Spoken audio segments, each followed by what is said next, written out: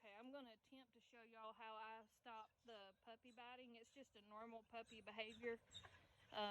And what I do, like, if they're, playing with you, whatever, and they start nibbling on your hand, what I do is I have one hand behind their head, and then with the other, I put my hand in their mouth all the way back to where they can't close their mouth. Not enough to hurt them, but just enough to make it uncomfortable.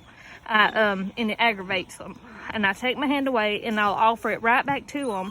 If they start chewing again, I'll do the exact same thing, and I'll hold it just a few seconds longer. And more than likely, they're going to kind of will try to. Oh, bless me. Sorry about that. They will try to pull their head back so they can get your hand out of their mouth. But they also might whine a little just out of protest, not out of pain, but just because you're bugging them and that they don't enjoy your hand in their mouth and not being able to close it. So that is the quickest way that I know of to stop the puppy biting. You'll hear, lots of opinions on that. Some people will say, well, we choose to redirect and then give them a chew toy in place of our hand. Well, you can do that, and you'll about work yourself to death. But if you want to take the shortcut, then I suggest putting your hand in their mouth. And if you're working with children that are not that coordinated, that really can't do that, because sometimes when children are younger, they're not coordinated enough to do all of that all at the same time. So what I recommend in their case is just for them to hold the puppy's mouth shut and tell them no, or just stand up and walk away from the puppy. If the puppy sees that if their biting makes the play stop, they'll eventually catch on and they'll stop the behavior.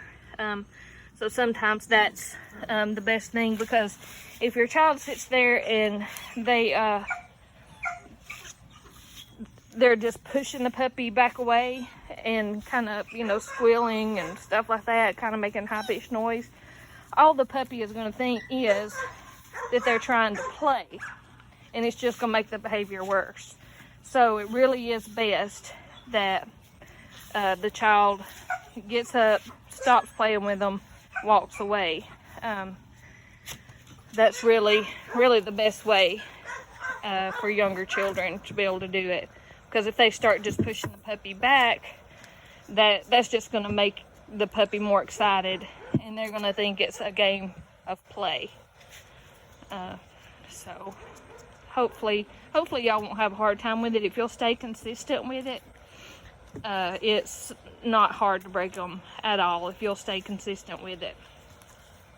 But if you if you give into it and let them see they're going to get away with it, it'll be much harder to teach them to stop the habit. There's Red and Silver. Look at y'all being sweet. Oh my goodness. Oh my goodness. Y'all love each other. Oh my goodness.